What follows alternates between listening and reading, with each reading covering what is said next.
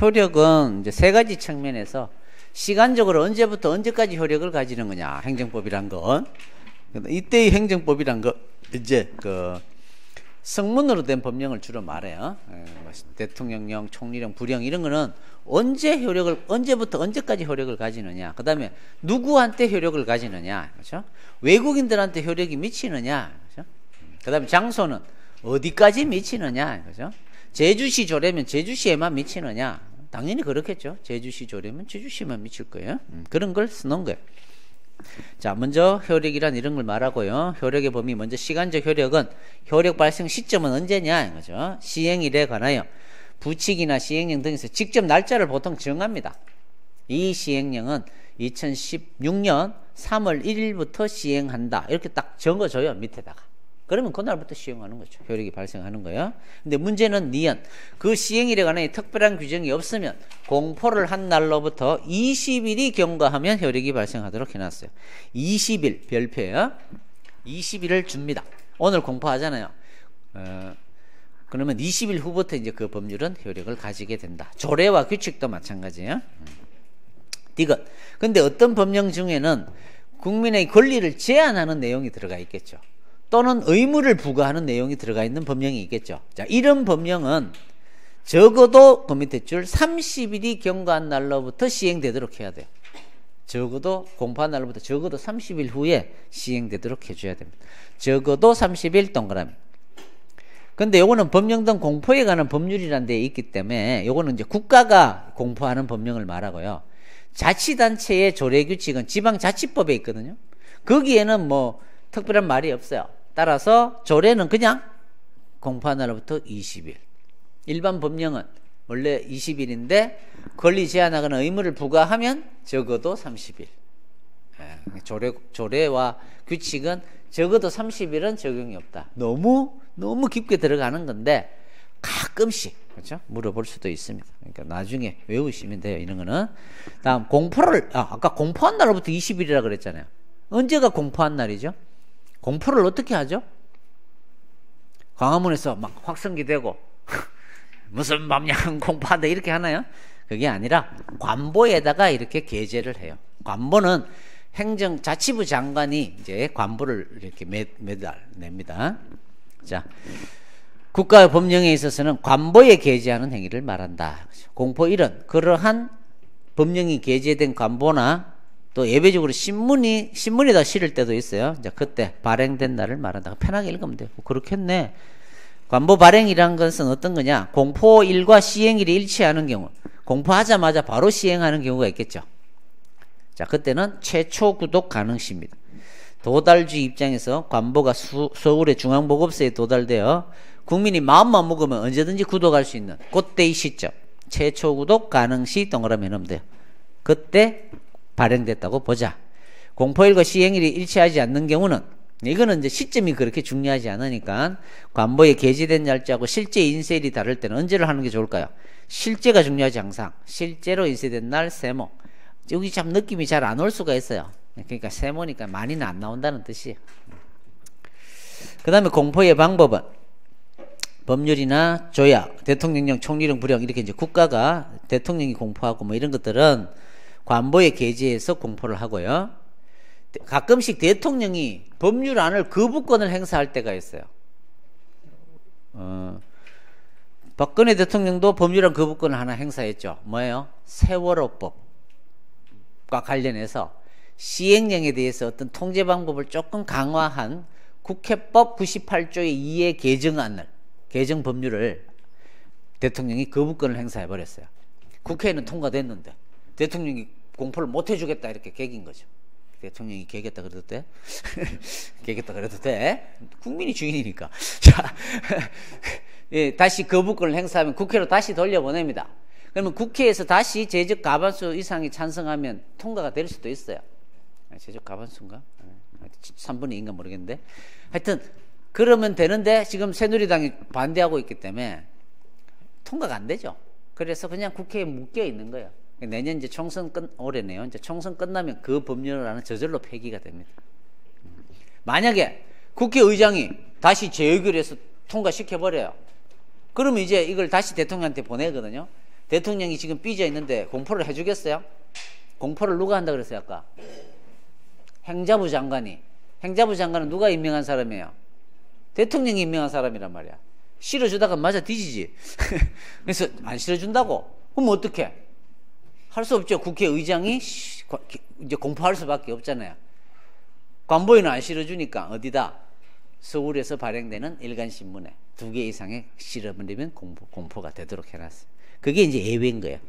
국회의장이 법률을 공포하는 아주 예외적인 경우가 있단 말이에요. 대통령이 법률안 거부권 행사할 때 이때는 서울시에서 발행되는 2개 이상의 일간신문에 게재하는 방법으로 공포한다. 이런 것도 있다 이 말이야. 세모예요. 근데 가끔씩 미친 교수들이 출제할 수도 있습니다. 자, 이런 것들은 지금 당장 너무 외우려고 하지 마시고 처음 공부할 때는 뒤로 밀어 놓으세요. 이따가 외우면 되는 거예요. 지금 이거 안 외워진다고 막 어렵잖아요. 생각이 빨리빨리 안 들죠. 그것 때문에 뭐 힘들어하면서 다른 공부 안 하고 외워지지도 안 하고 에이 술이나 한잔 먹자 오늘은. 그렇게 하지 말라고. 밀어놔라고. 그렇죠? 하나만 외워놓죠. 공부한 날부터 20일. 이거는 제일 많이 나오는 거. 적어도 20일이라는 거는 좀 외워놓자 이거죠. 이 20일은 웬만한 이제 20일을 왜 줄까요? 국민들이 준비할 시간을 주는 거잖아요. 그래서 이런 걸 주지기간이라 그래요. 거의 다 20일이에요. 나중에 몇 번 20일이 나옵니다. 행정예고도 20일을 하도록 되어 있거든요. 왜? 주지기간. 좀 기회를, 좀 시간을 줘야 된단 말이에요. 적응할 기간, 알 기간. 네, 그런 걸 예고기간이라 그럽니다. 그래서 20일은 중요합니다. 조례나 규칙은, 이거는 자치단체의 공보나 신문이나 게시판에 이렇게 공포를 하는 방법이 있어요. 됐고요. 소거표 금지 원칙. 자, 요게 이제 시험에서는 중요하다. 소거표 금지 원칙. 자, 행위시법주의에 따라 행정법령은 특별한 규정이 없는 한 효력 발생 이전에 이미 종결된 사항에 대해서는 소급하여 적용되는 것. 자, 이건 소급표 금지의 원칙에 따라 금지됩니다. 소급이란 말이 나왔어요. 소급이다. 소급이란 말은 타임머신을 타고 과거로 돌아가는 거예요. 소급한다 이 말은. 자, 우리가 소득세는 어떻게 내죠? 1월 1일부터 2015년 12월 31일까지 이 사람이 벌어들인 소득에 대해서 소득세율을 적용해서 이제 연말정산해서 세액공제하고 소득공제해서 이제 세금을 때릴 금액이 나오겠죠. 요 금액에 뭐 35%, 뭐 8천만 원 이상이면 35%, 뭐 6천만 원이면 27%, 뭐 이런 퍼센티지가 있어요. 1억 5천 이상이면 38%, 뭐 이런 게 있다고. 그 소득세율을 적용해서 세금을 때리도록 되어 있습니다. 이렇게 세금은. 자, 최근에 소득세법. 자, 우리 세원이 너무 부족하다. 복지재원으로는 쓸 돈은 많고, 그렇죠? 누리교육 뭐 이런 것 때문에, 누리과정 이런 것 때문에 돈은 부족하고 도저히 안 되겠다. 세수를 확대할 수밖에 없다. 자, 소득세율을 이제 2억 이상 소득자에 대해서는 50%를 부과하겠다는 소득세법 개정이 됐어요. 언제? 2016년 1월 10일 날 법이 개정이 됐어요. 자, 그러면 세금을 어떻게 때려야 될까요? 16년도 1월 10일 날 이렇게 법이 바뀌면 너 작년에 소득세 이렇게 하면 여러분 헷갈리겠다. 이렇게 하죠. 이번에 법을 바꿔가지고 2014년도 너 세금 2억 넘는데 38%만 냈지. 예. 따라서 이제 세법이 바뀌었으니까 12% 더 내. 이러면 될까요? 이게 이제 뭐예요? 이미 종결된 사실관계에 대해서 이제 법을 만들어 가지고는 과거로 돌아가서 소급하여 50%를 때리는, 이게 진짜 소급이에요. 완전히 과거로 돌아가는 이런 걸 진정소급이라고 그래요. 진정소급. 자, 여러분이 군대를 21개월 갔다 왔어요. 최근에 법이 개정이 됐어요. 병력법이. 이제는 병복무기간을 30개월로 연장을 했어요. 야, 작년에 제대한 사람 21개월밖에 안 했지. 9개월 더 해야 되니까 다시 들어와. 될까 이 말이에요. 이게 이제 법을 바꿔가지고는 이미 종료된, 그렇죠? 이미 끝난 사건에 대하여 소급하여 법을 적용해서 하면 안 되겠죠? 이런 게 진정소급이에요. 이런 건 불가능합니다. 진정소급은 원칙적으로 금지가 돼요. 일단은 금지예요. 항상 원칙에는 뭐가 있는 거야? 예외가 있다 이거죠. 다만 예외적으로 가능할 수 있어요. 어떤 경우냐면 이제 국민에게 유리한 거. 자, 국민들한테 보조금을 주는데 이제 뭐 세월호 사건이나 이런 사건과 관련해서 이제 당사자들한테는 뭐 500만 원씩 뭐 정신 치료비를 지원하는 법이 만들어졌어요. 자, 그러면 올해 만들어서 이제 올해 일어나는 사건에 대해서는 당연히 지급하면 되죠. 근데 재작년인가 벌써 이제 자, 그때 일어난 사건에 대해서도 500만 원씩 지급하겠다. 적용할 수 있겠냐 이 말이야. 이런 거는 예외적으로 국민에게 유리한 거기 때문에 가능할 수 있습니다. 예외적으로 가능할 수 있어요. 원칙적으로는 안 되는데 예외적으로 가는데 언제? 오히려 국민에게 유리한 경우, 이런 경우는 가능할 수 있다 이 말이에요. 다음, 이번에는 부진정 소급이에요. 2016년도 1월 달부터 이제 올해 소득에 대해서 이제 세금을 때릴 거예요. 근데 7월 달에 법이 바뀌었어요. 2016년도 7월 1일 날 어떻게? 세법이 50%로 인상하는 법이 바뀌었어요. 자, 그러면 어떻게 될까요? 2016년도 이제 소득에 대해서 내년에 이제 세금을 때리는데 50%를 때리면 될까요? 아니면 예전에 38%이던 38%를 때려야 될까요? 어떻게 될까요? 엄격하게 하면 요전에 벌어들인 거는 법이 바뀌기 전이니까 38% 때리고 요 이후의 거는 법이 바뀌고 벌어들인 소득이니까 50% 때리고 왠지 또 이렇게 해야 될 것도 같죠? 요 부분은 만약에 50%를 때린다면 소급 같잖아. 법이 바뀌기 전에 38%였으니까 얼핏 보면 소급 같지만 이거는 소급이 아니에요. 왜? 세금이란 건 1년치 소득에 대해서 때리는 거예요. 그래서 1년간 벌어들인 소득에 대해서 연말에 정산해서 50% 이미 이제 50% 돼 있잖아요. 50% 때리는 건 아무 문제 없어요. 그래서 이런 소급을 뭐라 그런다? 응? 진짜 소급이 아니라 부진정 소급 이런 말을 쓰는 거야. 부진정 소급표. 얼핏 보면 소급 같지만 소급이 아니라는 거야. 따라서 이건 어떻게 될까요? 원칙적으로 허용이 되는 거예요. 가능합니다. 이건. 예외적으로 어때요? 예외적으로 아까 한번 이런 말이 있었어요. 구법에 대한 신뢰익이 아주 클 때는 신법의 공익적 요청보다 아주 클 때는 제한될 수 있을 따릅니다. 이런 표현 기억나나요? 이익 향량을 해봐야 된다 그랬잖아요. 옛날의 법에 대한 이익이 신뢰익이 클 때는 그걸 가지고 경과 규정도 둬야 되고 뭐 이런 말을 한 적이 있죠. 제가 그때는 졸아 쓴 사람들은 기억이 안 날 거고. 자, 그런 말을 한 적이 있어. 나중에 돌려봐봐 비디오로. 자, 이렇게 된다고. 이런 건 부진정 소급이에요. 아까 군대 얘기를 하면 억지로 한번 넣어볼까요? 자, 법이 바뀌었어요. 7월 달에. 지금 이제 상병 갓 달았어요. 이제 몇 개월 후면 난 제대인데 법이 바뀌었어. 30개월로. 자, 그러면 너 임마 9개월 더 해. 할 수 있냐 이 말이야. 원칙적으로는 계속되고 있는 경우니까 가능할 수 있어요. 계속 중인 경우니까. 그 중간에 법이 바뀌었기 때문에. 하지만 이런 경우는 뭐야? 국법에 대한 신뢰익이 엄청 큰 거죠. 이런 거는. 이런 경우는 따라서 안 되는 거죠. 따라서 보통은 어때요? 병력법 만들면 내년부터 입대하는 사람에게 적용한다. 이렇게 경과 규정을 두거나 내후년부터 적용한다. 준비 기간을 줘요. 왜? 국법에 대한 신뢰가 크니까. 자, 엄격하게 따지면 계속 중인 경우는 가능하다.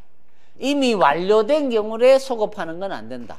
계속 중인, 진행 중인 사이에 바뀐 경우는 가능하다. 부진정. 완료된 건 진정. 요것만 알아놓으면 돼요. 말로. 자, 그게 진정소급이라는 뜻입니다. 유형은 진정소급표와 부진정소급표 두 가지가 있다. 진정소급표는 효력 발생일 이전에 이미 과거에 완성된 동그라미죠. 이미 끝난 그런 사실 또는 법률 관계를 규율의 대상으로 하여 소급하여 적용하는 걸 말하는데, 이러한 진정 소급은 원칙적으로 금지된다. 다만 예외적으로 오히려 국민에게 유리한 경우 등은 예외적으로 소급 적용이 가능할 수는 있다. 이제 반대로 부진정 소급은 이미 과거에 시작됐지만 효력 발생일까지 진행 중인 사실, 계속 중인 사실이라고 해도 되고요. 진행 중인 사실을 규율의 대상으로 하여 소급 적용하는 걸 의미한다. 자, 원칙은 진정 소급표는 금지되지만 이와 같이 부진정 소급표는 허용된다. 물론 예외가 있다. 국법에 대한 신뢰 이익이 우월한 경우에는 부정될 수도 있다. 됐죠? 자, 시험은 이미 과거에 시작되어 효력 발생일까지 진행 중인 사실을 소급하여 적용하는 것을 진정 소급표라 한다. 개념을 물을 수도 있고요. X. 그렇죠? 계속 중인 건 부진정이잖아요. 그걸 정확하게 알아야 돼요. 별표를 하나도 안 했네. 완성된 별표, 원칙적 금지 별표, 부진정 소급은 진행 중인 별표, 원칙적으로 허용된다 별표. 그렇죠? 그 밑에 판례 똑같이 얘기를 하고 있습니다. 자, 세법을 개정했는데 시행 시기 이전에 이미 종결된 과세 요건 사실에 소급하여 적용하는 게 허용되나요, 안 되나요? 종결된 거니까 안 되겠죠. A급. 2번. 예외적으로 이제 소급 입법은 자, 진정 소급, 부진정 소급 개념을 써놓고 있고요. 쭉 내려와서 진정 소급 입법은 개인의 신뢰 보호와 법적 안정성을 내용하는 허용되지 않는 것이 원칙인데, 다만 소급 입법을 예상할 수 있었거나 예자 동그라미, 법적 상태가 불확실하고 혼란스러우시면 신뢰이익이 적은 경우 신자 동그라미, 당사자의 손실이 없거나 손자 동그라미, 그리고 신뢰보호 요청에 우선하는 심히 중대한 공익상의 사유가 있을 때 공자 동그라미. 자, 이럴 때는 소급해서 법을 만드는 것도 가능하다는 거죠. 예, 신공손, 뭔 말인지 모르지만 그런 경우는 예외적으로 가능할 수 있다. 자, 그래서 어떤 법이 만들어졌냐면 과거에 5.18 특별법이 만들어진 거예요. 자, 5.18 특별법이 뭐였죠? 5월 18일 날 광주에 계엄을 선포한 후에 이제 공수부대가 투입이 된 거야. 자, 그 당시에 그 계엄을 선포하고 전두환 노태우가 그런 계엄을 선포하고 공수부대를 투입해서 광주 이제 민중들을 막 학살까지 한 거죠. 자, 이거를 이미 끝난 사실이잖아요. 그 당시에 있었던 사실이에요. 자, 이런 걸 과거에 있었어. 이미 끝난 사실을 이걸 처벌을 하고 싶은 거야. 그래서 이미 끝났지만 5.18 특별법을 만드는 거야. 원래는 소급하면 안 되잖아요. 하지만 이와 같이 중대한 공익상의 필요가 있는 거야. 애신 공손. 따라서 이런 경우는 5.18 특별 소급 입법도 가능하다는 거죠. 그런 의미입니다. 다음, 부진정 소급표는 원칙적으로 소급표가 허용되죠. 됐습니다. 그럼 편하게 읽어두면 되고요. 예외는 소급표가 제한될 수 있다. 너무 자세하게 알 필요는 없고요. 그 밑에 판례들은 C급, C급 읽어만 보시고 뭔 말인지 모르겠으면 넘어가시고. 자, 기타도 국법을 개폐하는 신법이 제정된 경우에도 별도의 명문의 규정이 없는 이상 국법 시행 당시에 발생한 사유에 대해서는 개폐된 국법이 그대로 적용된, 어떤 사유를 규율하는 거라면 그 사유가 발생할 때의 법을 적용해야 돼요. 자, 어떤 이제 조례가 만들어졌는데 이제는 길거리에서 담배를 피면 10만 원씩 과태료를 때린대요. 올해 1월 달에 바뀌었어요. 작년까지는 2만 원이었어요. 자, 내가 작년에 담배를 피웠어요. 위반 사실이 있는 사실. 언제 위반 사실이 있었죠? 작년에 있었죠. 그럼 올해 이제 과태료를 때릴 때 얼마를 때려야 돼요? 위반 사유가 발생한 날의 법령을 가지고 때려야 돼요. 그러니까 얼마야? 2만 원을 때려야 돼요. 10만 원 때리면 안 돼요. 그 뜻이에요. 법은 이제 바뀌었잖아요. 2만 원 때리던 걸 올해 법이 바뀌면 10만 원으로 바뀌었죠. 하지만 법을 적용할 때는 그 위반 사유가 발생한 그 사유가 발생한 때를 기준으로 부과해야 됩니다. B급 정도는 되겠네요. 다음, 효력의 소멸은 이제 폐지하면 소멸이 되겠죠. 한시법이라는 것도 있는데 이거는 둘째 줄에 일정한 유효기간이 정해진 걸 시간을 한정해 놨다 이 말이에요.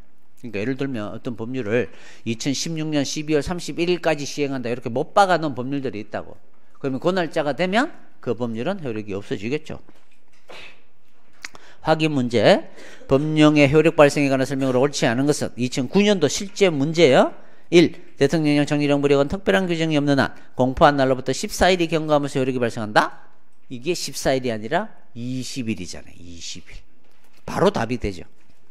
두 번째, 대통령 총리령 불행의 공포일은 그 법령 등을 게재한 관본의 신문이 발행된 날로 한다. 뭐 들어본 것 같네요. 3. 공포 시점은 관보 공보가 판매소에 도달되어 누구든지 이를 구독할 수 있는 최초의 시점? 뭔 말인지 모르지만 최초 구독 가능시 뭐 이런 말이 있었죠. 4번. 새 법령이 시행되기 전에 종결된 사실에 대해서는 당의 법령을 적용해야 안 해요. 종결된 거니까. 진정소급 안 되니까 적용하지 않는 것을 원칙으로 한다. 맞네요. 답은 1번. 다음, 장소적 효력은. 자, 장소는 그 제정한 기관의 권한이 미치는 지역의 효력을 가지는 게 원칙이다 이 말이에요. 대통령이 대통령령을 만들면 대통령은 어디까지 권한이 미치나요? 우리 대한민국 전체죠. 그럼 대한민국 전체의 효력을 미치는 게 원칙이다 이 말이에요. 대구광역시장이 대구광역시 조례를 만들면 대구광역시는 대구광역시장은 광역시 안에만 효력을 미치잖아요. 따라서 그 안에만 효력을 미치는 게 원칙이다 이거죠. 근데 예외가 있다 이 말이에요. 대통령령이라 하더라도 제주특별자치도에 관한 무슨 법률이 만들어질 수도 있는 거예요. 그거는 그런 법률은 국가가 만들었지만 대통령령 제주특별자치도 시행령은 시행령을 만들었지만 대통령은 권한은 국민 전체에 미치지만 국가 전체에 제주도에 관한 특별법이니까 제주도에만 미칠 수도 있다 이 말이에요. 그런 예외적인 경우도 있다 이런 거죠. 그 다음에 대구시장이 만든 조례지만 대구시 경계가 애매한 데가 많죠. 다리도 아니에요. 어떤 경우는 집 하나가 요쪽은 대구고 요쪽은 경상북도 뭐 이런 데도 있어요. 저기 우리 경상북도 올라가면 울주 그 다음에 그 위에 동해인강 태백인강 삼척인강 모르겠는데 여기도 마을 하나가 한쪽은 강원도래요. 한쪽은 경상북도래요. 이렇게 나뉘어지기도 합니다. 자, 그러면 경상북도 도지사가 무슨 조례를 만들었는데 여기에 그 양로원이 경로당이 있는 거야. 혹시나 이렇게 될 수도 있죠. 그러면 경상북도가 아닌 강원도에까지 효력이 미치는 아주 예외적인 현상도 있을 수는 있다. 그런 얘기들을 쓰는 거야. 자, 예외를 보시면 돼요. 2번. 예외의 2번. 국가의 법률 명령이지만 특정 지역에만 효력을 가지는 경우도 있다. 이 말. 동그라미. 이런 게 없다. 이렇게 내겠죠. 2번. 행정법규를 제정한 기관의 본래의 관할 구역을 넘어서 적용되는 경우는 있을 수 없다. 이러면 X. 그런 경우도 있다. 됐어요? 다음. 대인적 효력은. 자, 원칙적으로는 속지주의입니다. 대한민국에서 시행되고 적용되는 법령은 우리나라 안에는 다 적용이 돼요. 로버트 할리는 하일이죠. 걔는 기화를 했기 때문에 대한민국 국민이고 사유리 맞아요? 사골인가? 사유리. 그렇죠. 사유리는 아직 일본 국적을 가지고 있지만 대한민국에 와 있잖아요. 그럼 도로교통법, 식품위생법 다 적용을 받는단 말이에요. 걔는 속지주의이기 때문에. 그렇죠? 뭐 그런 뜻입니다. 그 다음에 우리나라 국민이 외국에 나갔어요. 속인주의입니다. 이건 우리나라 국민은 외국에 나가더라도 우리나라 법이 적용이 됩니다. 안 되는 경우도 그런 법도 있지만 대부분 법은 적용이 된다고 봐요. 그런 얘기들을 하고 있는 거예요. 자, 큰 의미는 없고요. 예외에 2번. 외국인에게도 원칙적으로 행정법규가 적용되지만 특별규정 들은 경우도 많고 국외에 있는 한국인에 대하여도 행정법규가 적용되는 경우가 있다. 그렇죠? 됐습니다. 뭐 치외 법권자라는 말은 들어봤나요? 외교 원수들, 뭐 외교 사절단이 국내에 들어오면 만약에 오바마 대통령이 국내에 와가지고는 뭐 하얏트 호텔에 묵고 있다가 왠지 밤에 잠이 안 와요. 몰래 내려와갖고 차를 렌트를 해갖고는 속도 제한 60km인데 100km로 달린 거야. 자, 도로교통법 위반이죠? 어떻게? 처벌을 할까 말까? 치외 법권자입니다. 이런 외교 사절은 우리나라 법이 적용이 안 돼요. 뭐 그런 걸 얘기하는 거예요. 이런 애들은 시험에는 나오지 않을 거니까 됐어요. 자, 됐고. 자, 이렇게 해서 지금까지 뭐 한 거야 우리가? 뭐 한지도 모르고 지금 공부를 하고 왔어요. 정신없이 미친 듯이 공부를 했어요. 행정에 대해서 했고요. 통치행위 2장에 행정법을 했어요. 법치 행정의 원칙. 3장에서 뭐 했어요? 행정법이 어떤 게 있는지를 배운 거예요. 이제 요거 했어요. 요거 성문법원 불문법원. 그런 법은 언제 효력을 발생하고 어디서 효력을 발생하고 누구의 효력을 발생하는지까지 법에 대해서 이제 공부를 한 거야. 지금까지. 자, 이제부터는 아주 어려운 말이 나와요. 법률관계란 말이 나와요. 자, 따라서 지금부터는 여러분이 공부를 할 때 너무 실제 이게 뭔 말이지라는 걸 너무 깊게 생각하지 마. 그냥 책 그대로 또는 문장 그대로를 이게 O인지 X인지를 판단할 수 있으면 돼. 이해가 좀 안 되더라도 약간 그렇게 공부를 하는 게 좋아요. 왜? 개념을 알려면 민법 개념을 다 알면 쉬운데 그 개념을 모르는 상태에서는 이걸 완벽하게 소화하기는 힘들어요. 문제는 또 그걸 완벽하게 이해해야만 풀 수 있는 문제를 안 나오니까 그러려니 하고 그냥 받아들여라 이거죠. 뭐 공권이란 말이 나오면 뭐 그런 게 있겠지. 뭐 공권이란 게 뭘까? 이거 한번 파헤쳐 보고 싶다. 이렇게 공부를 하지 말라고. O인지 X인지를 뭐 이렇게 가르치는 교수가 다 있어. 선생이 다 있어. 그렇죠? 할 수 없어요. 그게 더 유리한 거니까 그렇게 공부를 하시면 돼요. 이 부분은 솔직히 좀 공부할 때 강의하는 사람도 힘들고 이제 배우는 사람들도 답답해요. 뭔가 딱 보이지가 않으니까. 이때까지는 그래도 뭐 신뢰 보호의 원칙하면 대충은 알겠잖아요. 근데 이제 법률관계라 그러면 법률관계가 뭐지? 이런 느낌이 든단 말이에요. 그러니까 이제 공부할 때 이 개념을 우리가 정확하게 알아야 되는 건 아니거든요. 그래서 OX를 판단할 수 있으면 됩니다. 자, 4장이 행정상의 법률관계예요. 자, 설명은 간단하게 하죠. 우리는 법을 공부하러 왔어요. 따라서 법적인 관계를 공부하는 거예요. 친구와 친구 사이 이런 걸 우리가 공부하지 않아요. 그거는 이제 심리학 뭐 이런 데서 친구하고 친구한테 삐지면 어떻게 해갖고 뭐 위로해 준다. 친구가 힘들어할 때는 위로해 줘야 된다. 이거는 생활상의 관계야. 이걸 우리가 배우러 온 게 아니라 우리는 항상 뭐야? 법적인 관계에 대해서 관심을 가지는 거야. 자, 법적인 관계가 법률 관계예요. 그러면 법률 관계는 뭐라고 설명하면 되냐면 어떤 권리가 있고 어떤 의무가 있는지 그 관계를 밝히는 거예요. 자, 예를 들면 갑이 오늘 을에게 자기가 아끼는 자전거를 하나 그냥 줄까 하다가 그래도 뭐 한 3만 원이라도 받고 팔기로 했어요. 자, 그러면 갑이 야, 내 자전거 경매로 또 하나 경매란다. 경품에 당첨이 돼가지고 이거 쓸모가 없는데 이거 원래 시가로는 한 20만 원 하는 거야. 내가 3만 원만 주면 내가 너 줄게 했어요. 얘도 안 그래도 자전거 하나 필요한 뜬타에 3만 원만 하면 되니까 오케이 했어요. 자, 이러면 양 둘 사이에 뭐가 된 거야? 매매를 하게 된 거예요. 매매 계약을 한 거예요. 계약서는 안 써도 돼요. 써도 되고 안 써도 되는 거예요. 둘이 합의가 딱 이루어지면 이거는 계약이 이루어진 거야. 그러면 이제 갑과 을은 무슨 관계예요? 법적인 관계에 들어간 거야. 친구 사이지만 요 매매라는 걸 통해서 법률 관계를 맺은 거예요. 자, 그러면 갑과 을의 법률 관계는 어떻게 되냐 이렇게 물으면 여러분 어떻게 설명하면 되냐면 갑은 자전거를 팔았으니까 자전거를 넘겨줄 의무가 있다. 정해진 날짜에. 돈을 받을 권리가 있다. 을은 반대로 자전거를 넘겨받을 권리가 있고 돈을 지급할 의무가 있어. 이렇게 설명하면 갑과 을의 법률관계를 여러분이 설명을 해준 거예요. 갑과 을의 법률관계는 어떻게 되는데? 라고 물으면 갑과 을은 이런 권리, 이런 의무가 있는 거야. 자, 이 사람은 돈을 받을 권리가 있죠? 근데 인마가 돈을 안 줘요. 그럼 어떻게 돼요? 법적으로 권리가 있기 때문에 이거를 소송을 제기해서 법적인 판단을 통해서 지급하라라는 판결을 받을 수가 있다고. 이게 권리 의무예요. 자, 갑과 을이 야, 오늘 우리 영화나 하나 보자. 그래, 좋아. 영화관에서 7시에 만나자라고 했어요. 7시 20분에 이제 영화가 시작인데.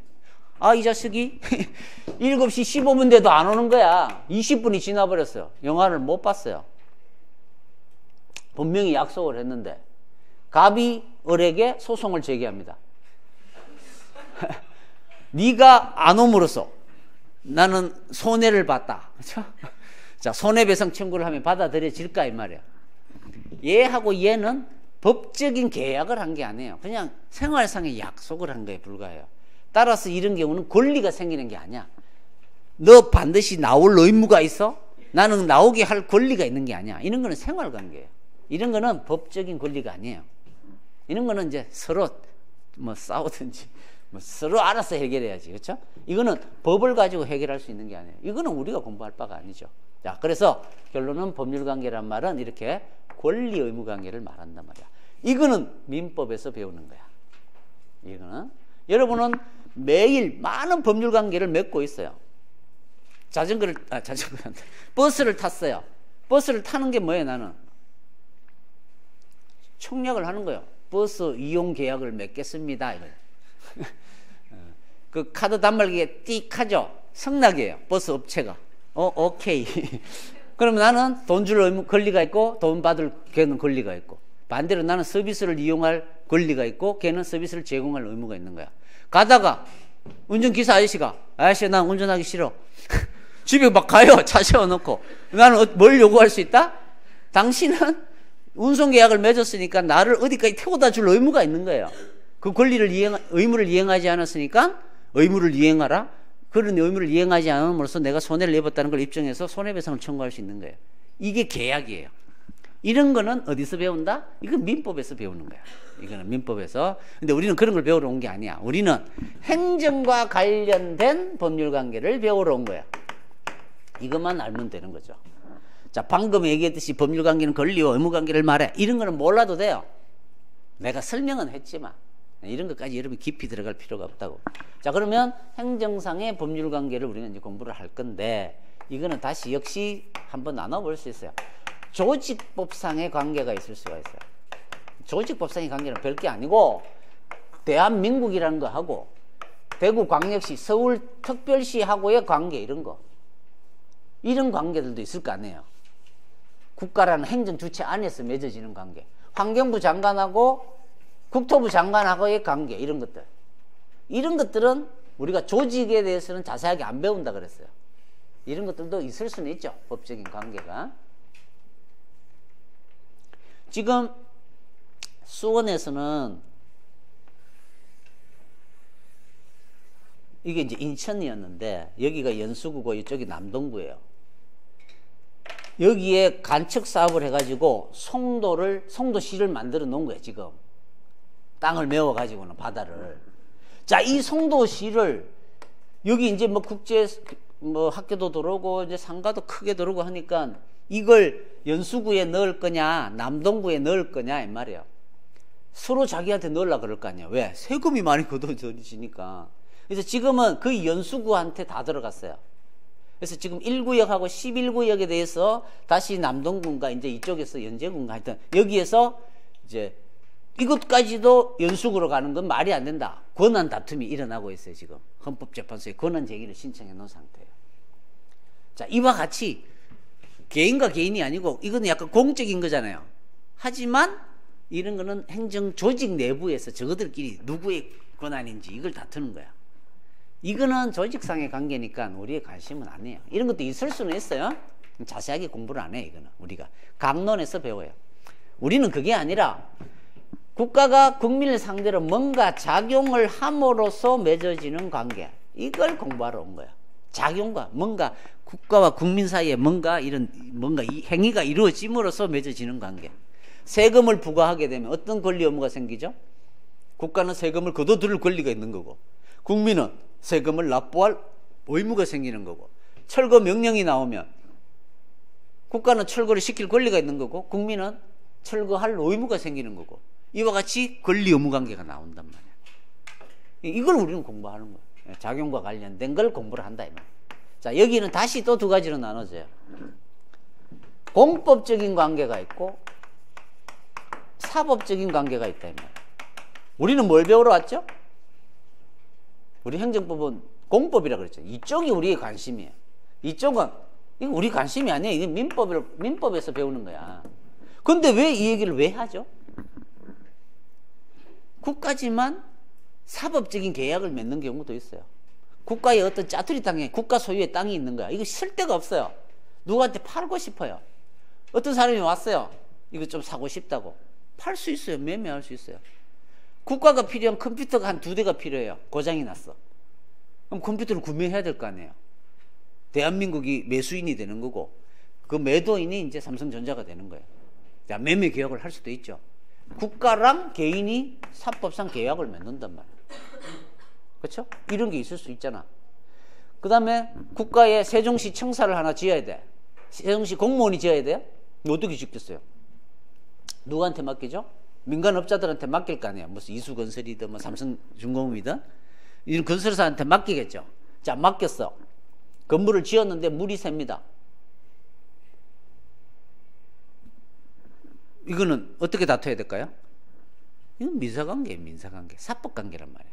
내가 집 지었는데 집에서 물이 새는 거랑 국가에 청사를 짓는다고 맡겨놨더니 물이 새는 거랑 똑같단 말이에요. 이거는. 계약을 어떻게 했는지.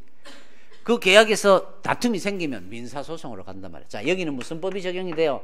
제일 먼저 계약서를 볼 것이고 계약서가 없으면 사법, 민법을 볼 것이고 일단 사법이 적용된다 그러면 되겠죠. 이에 대한 다툼이 생기면 어느 법원으로 가야 돼요? 행정법원으로 가야 돼요? 헌법재판소로 가야 돼요? 형사법원으로 가나요? 민사법원으로 가나요? 항상 답은 제일 뒤에 있죠. 민사법원으로 간다.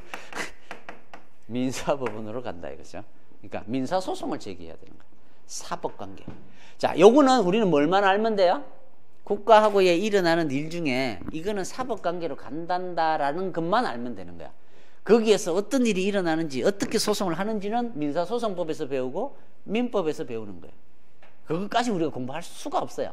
자, 따라서 어떤 거 청사 도급 계약, 물건 매매 계약, 잡종재산 매각 계약 이런 것들은 사인이 파는 거하고 똑같으니까 사법관계다. 이런 사법관계는 사법, 민법을 적용해서 해결해야 되고 민사법원에서 해결해야 된다. 근데 이거는 우리의 관심이 아니고 우리는 이쪽이 관심이다 이거죠. 자, 공법관계를 다시 두 가지로 나눌 수가 있어요. 하나는 위에서 내려오는 관계, 강제로 뭐 막 하는 거, 영업증지 때리고 허가 내주고 철거 명령 내리고 세금 부과하고 이런 거 위에서 내려온다 그래서 뭐라 그랬어요? 아까 권력행정, 권력, 공권력, 권력관계라 그런 거야. 아까 실권의 법리는 신의 성실의 원칙에서 파생된 원칙으로서 그렇죠? 공법관계 중에 관리관계는 물론이고 권력관계에도 적용되는 것이고 이렇게 기억나나요? 그게 권력관계입니다. 위에서 내려오는 관계. 위에서 내려오는 관계란 말은 국가가 위에서 국민을 밑에 두고 일방적으로 뭘 하는 거, 영업정지 때리고 허가 내주고 하는 거. 이게 다 나중에 배울 첫째 시간에 얘기했던 뭐요? 행정행위. 그런 행위들은 다 여기에 들어가는 거야. 이거는 사법에서는 잘 없어요. 하나 있다면 있긴 있어요. 사법상에도. 어떤 게 있을까? 부부 사이에 남편은 처에 대해서 권력관계예요? 그런 얘기 하다가 요새는 죽어나지. 오히려 여기잖아요. 남편이 처에 권력관계, 종속된 지배를 받는 관계지. 그게 아니고 친권자와 자, 미성년자인 자의 관계는 이때 이 자는 아들만 얘기하는 게 아니야. 딸이든 아들이든 친권자의 어떤 이렇게 명령에 복종을 해야 돼. 미성년자들은. 요새는 애들이 대가리가 커져가지고 막 반항을 하지만 법적으로는 너 임마 이게 하수계 그럼 하수계해야 돼. 너 임마 못 나가 그럼 못 나가는 거예요. 아직까지 미성년자이기 때문에 법정 대리인의 권력관계예요. 지배 복종 관계를 어느 정도 인정하고 있습니다. 자, 그 외에는 다 대등한 관계예요. 회사 사장하고 나도 대등한 관계예요. 그 사장 맘먹어도 되나? 그게 아니고 그건 회사 내부에서 일이고 계약을 맺고 들어가죠. 나 그 회사 안 나는 것이면 그만두면 돼요. 사장이 안 돼 임마 너 무조건 일해 이렇게 할 수 없잖아요. 대등한 사이에서 계약을 맺고 그 일을 하는 거예요. 자, 그런 거예요. 자, 이런 권력관계하고는 다르죠. 자, 권력관계가 이제 우리 진짜 관심을 가지고 공부를 해야 될 파트야. 그 다음에 특이한 게 있어요. 이제 독일은 이렇게 표현해요. 비권력관계 이렇게 표현해요. 이렇게 더 좋은 표현이에요. 비권력관계는 공법상 계약을 맺는 경우가 있다 그랬잖아요. 공무원 뽑을 때 시험을 쳐서 너 이제 공무원 임용 이건 어디예요? 너 이제 시험에 합격했으니까 너 이제 공무원 해. 이거예요. 권력관계예요. 근데 전문직 공무원 뽑을 때는 내가 이런 사람이 필요하니까 신청해 주세요. 이제 그 사람이 옵니다. 대등한 사이에서 만나요. 너 계약 몇 년 할게? 얼마 줄래? 이렇게 협의를 봐서 합의를 보는 거야. 그게 공법상 계약. 이거는 권력이 아니죠. 대등한 사람끼리 지금 계약하고 있는 거잖아요. 이런 걸 비권력 관계라고 부른다 이거죠. 청소해 주는 건 공법 관계예요, 사법 관계예요? 청소를 해준대요, 국가가. 공무원이 청소를 막 해주고 다녀요. 거리를 깨끗하게 껌도 따주고. 사법 관계는 아니잖아요. 여기에요. 하지만 권력 관계예요? 여기 비권력 관계. 여기 들어가요. 나중에 다 배웁니다. 비권력 사실행위. 이런 거 배우게 돼요. 배우면 쉬워. 그래서 앞부분에 이거 이제 이런 개념을 적어 놓으니까 뒤에서 우리가 권력 관계, 허가니 뭐 이런 걸 하나도 안 배운 상태에서 공부하니까 지금 잘 모르겠는 거야. 뒤에를 배우고 나서 이걸 다시 들으면 훨씬 쉬워요. 그래서 지금부터는 좀 이해가 안 가면 앞으로 다음 주까지는 힘들어하지 말고 그냥 그러려니 하고 들으라면 나중에 알겠지 이렇게 공부를 하고, 이걸 이해를 못하면 난 진도 안 나갈 거야 이렇게 하지 말고. 왜? 뒷부분을 알고 들으면 더 쉬운데 모르는 상태에서 듣기면 어려우니까 그래요. 자, 요렇게 되는 건데, 일본 놈이 이상하게 분류를 해버렸어요. 관리관계라고 이렇게 분류를 해버렸어요. 여기다 이렇게. 자, 그래서 이 관리관계는 좀 애매해요. 여기는 완전히 공법적인 관계도 있고 사법적인 관계도 좀 조금 들어가 있어요. 여기. 그래서 약간 혼란스러워요. 자, 어쨌든 일단 모든 학자들이 다 그대로 책을 뺏기고 있기 때문에 우리도 아직은 이렇게 분류하고 있어요. 자, 그러면 뭐가 문제냐면, 자, 우리 공법관계에는 어떤 법을 적용을 해야 될까요? 아까 사법관계에는 사법을 적용한다 그랬잖아요. 공법관계에는 무슨 법을 적용해야 될까요? 공적인 법을 적용해야 되겠죠. 공법. 자, 이에 대한 다툼은 어디로 가야 될까요? 민사법원이요? 아니죠? 행정법원이 따로 있죠. 우리는 행정법원에 행정소송을 제기해야 돼요. 자, 공법관계는 공법을 적용해야 되고 행정소송을 제기해야 돼. 사법관계면 사법을 적용해야 되고 민사법원으로 가야 돼. 자, 따라서 권력관계, 허가를 신청했더니 허가를 안 내줘요. 잘못도 안 했는데 영업정지가 나와요. 세금이 이상하게 너무 많이 나왔어요. 자, 이런 경우는 무슨 법을, 다툼이 생기면 무슨 법을 봐야 돼? 세법, 건축법, 공법을 봐야 돼요. 그 다음에 일반 원칙, 이런 공법을 다 뒤져봐야 돼. 그래서 우리가 공법을 배우는 거야. 그 다음에 근데 다툼이 생겼어요. 그럼 어느 법원으로 가야 돼요? 행정법원에 구제를 신청해야죠. 취소소송, 95% 이상이 취소소송 제기한다 그랬죠. 취소소송 이런 걸 제기해서 구제받아야 돼요. 행정법원으로 가야 돼요. 권력적인 관계는. 근데 요 관리관계를 이제 일본 애들이 분류를 할 때 여기다 집어넣고는, 여기는 원칙적으로 대등한 관계이기 때문에 사법이 적용된다 이렇게 표현을 해요. 이 체계가 조금 안 맞죠. 원래 공법관계는 공법이 적용된다는 표현을 쓰는 게 딱 좋은데 여기는 원칙적으로 사법이 적용된다는 표현이 있단 말이야. 요거는 암기를 해야 된다. 관리관계는 공법관계에서 하나로 분류를 하지만 원칙적으로는 대등한 관계이기 때문에, 권력적인 관계가 아니기 때문에 원칙적으로 사법이 적용된다. 물론 공법적인 원리가 같이 적용되는, 예외적으로 적용되기도 해요. 그 다음에 다툼도 원칙적으로는 어디로 간다 이렇게 표현한다고? 민사법원으로 간다 이렇게 표현하고 있어요. 물론 공법상 계약과 같은 경우는 이제 공법도 적용되고 원칙적으로 행정법원으로도 간다라는 말을 쓰지만, 관리관계라고 표현할 때는 원칙적으로 사법이 적용되고 민사법원으로 간다. 체계는 좀 안 맞지만 요거는 암기를 해버리면 돼요. 자, 이 부분은 이제 여러분이 앞으로 이 부분은 이쪽에 일어나는 일들을 엄청 자세하게 배웁니다. 요런 것들도 간단하게 언급을 하면서 우리가 공부를 하게 돼요. 그걸 하고 나면 여기다 이제 공부를 하면 얹어버리면 되는데, 아직은 안 배운 상태니까 그냥 머릿속으로만 그냥 뭔지는 정확하게 모르겠지만 이렇게 나눠지더라 정도까지 한번 알려고 해보고, 안 외워지면 다음으로 미뤄라 이것이. 됐죠? 자, 이게 이제 행정상의 법률 관계. 자, 그러면 우리는 얘랑을 구별할 줄 알아야 돼요. 구별. 왜 구별해야 될까요? 항상 앞으로 이제 구별이란 말이 나오면 두 가지가 있어요. 지멋대로네. 하나는 실익이 있으니까 구별을 하겠죠. 구별할 필요성이 없는데 뭐하러 구별해요? 그냥 똑같다 해버리면 되지. 뭔가 달리 볼 필요가 있으니까 우리는 구별할 거 아니에요. 그러니까 구별의 실익이 뭔지를 봐야 되고, 그 다음에는 실익이 있다면 어떻게 구별할 것인지 기준을 알아야 되는 거야. 그렇죠? 남자 여자는 우리가 구별할 필요가 있잖아요. 군대를 가려면 남자는 군대를 가야 되고, 그렇죠? 그러면 그런 필요성이 있기 때문에 기준이 있겠죠. 뭐 성념책체로 XX면 여자, XY면 남자, 그렇죠? 이렇게 우리가 구별하고 있다고. 자, 역시 마찬가지. 우리는 공법관계와 사법관계를 구별할 줄 알아야 돼요. 왜 구별할 줄 알아야 될까요? 이미 얘기를 했어요. 공법관계라고 보이면 공법을 적용해야 돼요. 민법을 보는 게 아니고. 그리고 다툼이 생기면 어디로 가야 돼요? 행정법원으로 가야 돼요. 그러니까 알아야 되는 거예요, 우리는. 그 다음에 기준이 있어야 되겠죠. 자, 기준은 여러 가지 학설이 나오는데, 뭐 주체설, 신주체설, 이익설, 성질설 여러 가지 학설이 있지만 결론은 뭐냐면 짬뽕설이에요.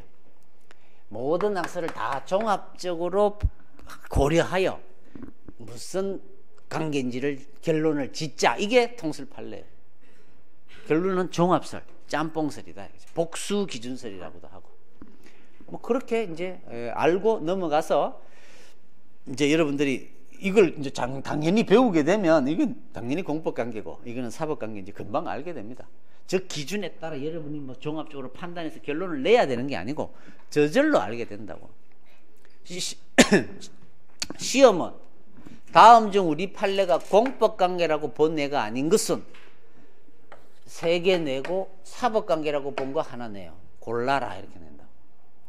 그리고는 제 책에 보면 엄청 많은 애들을 적어놨어요. 공법관계 얘들, 사법관계 얘들. 근데 우리가 아직 이거 하나도 안 배운 상태에서 그 판례를 이해한다는 건 불가능해요. 뒤에서 다 배울 것들이에요. 배우고 나서 그때그때 언급이 돼요. 그러면 저절로 여기 와서 다시 공부를 하면 저절로 분류가 됩니다. 근데 가끔씩 아리까리한 게 나와요. 아, 이게 공법관계인가 분리관계인가, 그런 거는 체크해서 외워야 되죠. 그렇게 공부를 하는 거예요. 무조건 외우는 게 아니에요. 뭐 어려운 부분은 아닙니다. 그렇게.